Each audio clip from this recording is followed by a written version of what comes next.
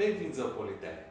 Eu sou o Rodrigo Couto e hoje vamos falar sobre algumas das circunstâncias que levaram à saída do Reino Unido da União Europeia, o Brexit.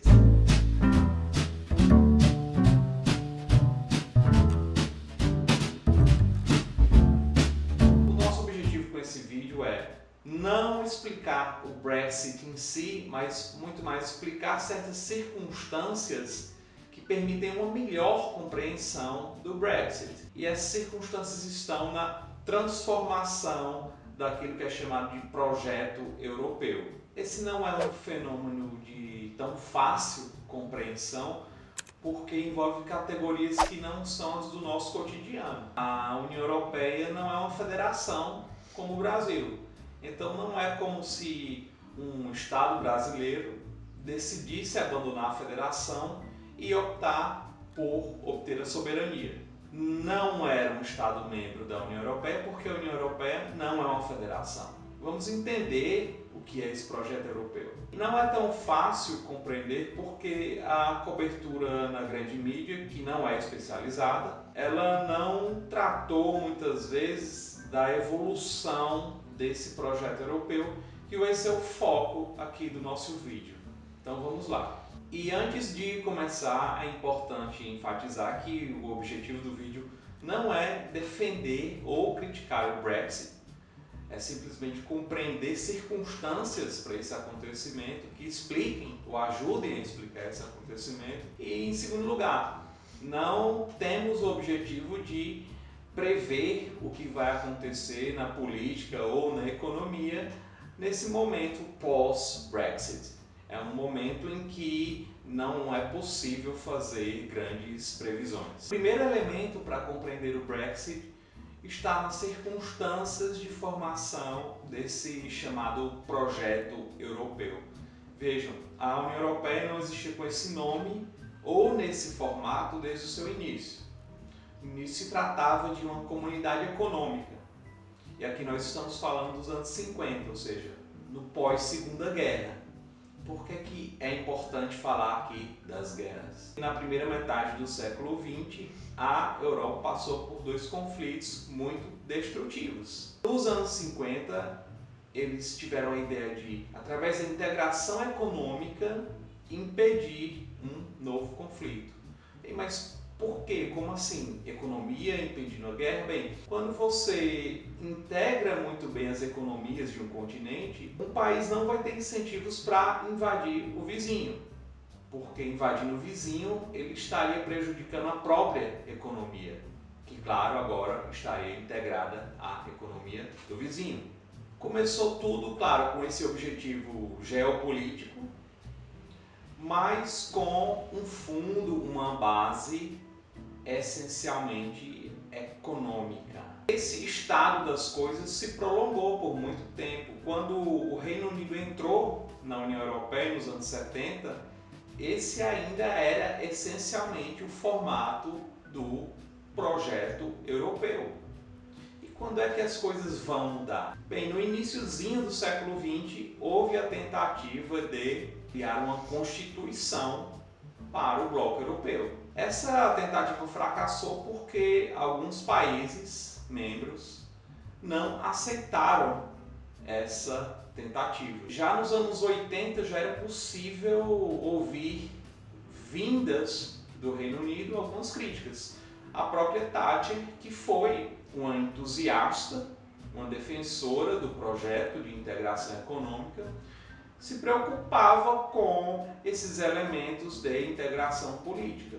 E se preocupava também com o fato de que talvez alguns países, como o próprio Reino Unido, a França ou a Alemanha, estivessem contribuindo demais e recebendo de menos. Uma crítica que vai ser constante desde esse momento. Um primeiro momento de mudança vai vir com os anos 90. Nos anos 90 vão começar a surgir contornos de um projeto mais político, que, claro, ainda era um projeto econômico, mas contornos mais políticos para esse projeto. E após isso decidiu-se reformar o bloco, ao invés de adotar uma Constituição. Essa reforma veio com um tratado, foi o Tratado de Lisboa.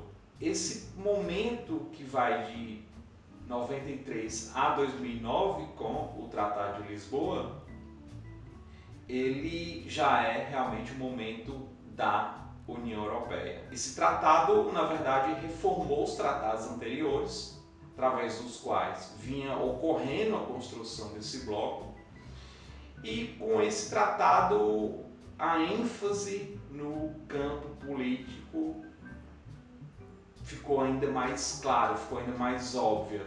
Foram criadas instituições como, por exemplo, o Conselho Europeu no seu formato atual, que possuem equivalentes claros no campo político. Então, por exemplo, a União Europeia, na sua forma atual, ou seja, pós-2009, ela possui, por exemplo, um parlamento, ela possui, como citei aqui, o Conselho Europeu, que seria o executivo dessa união, ela possui um tribunal, ela possui um banco central. Então nós vemos aí instituições que não são mais perfeitamente ou unicamente econômicas, algumas não são econômicas. E são instituições essencialmente políticas que existem em estados soberanos.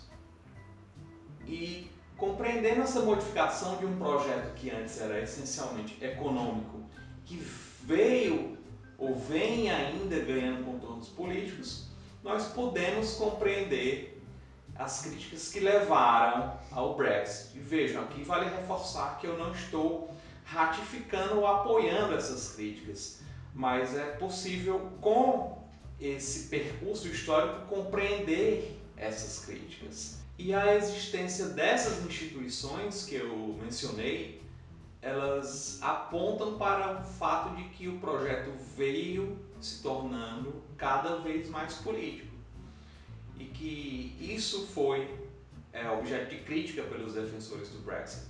Mas não apenas. Por exemplo, as políticas comuns também foram objeto de crítica dos defensores da saída do Reino Unido da União Europeia. Um exemplo concreto: o Reino Unido, como qualquer outro país do bloco europeu, agora não mais, mas como na sua qualidade de então país desse bloco, tinha suas águas territoriais, eram dele, não eram águas do bloco, mas ele não tinha possibilidade de gerir essas águas territoriais com total autonomia, de forma perfeitamente soberana. Isso significa que ele não podia criar uma política de pesca completamente independente das diretrizes da política comum de gestão das águas. Isso significava, de forma ainda mais concreta, que ele, Reino Unido, não podia impedir a atividade de grandes firmas pesqueiras, por exemplo, da Espanha. Esse foi um objeto de crítica e de indignação dos britânicos.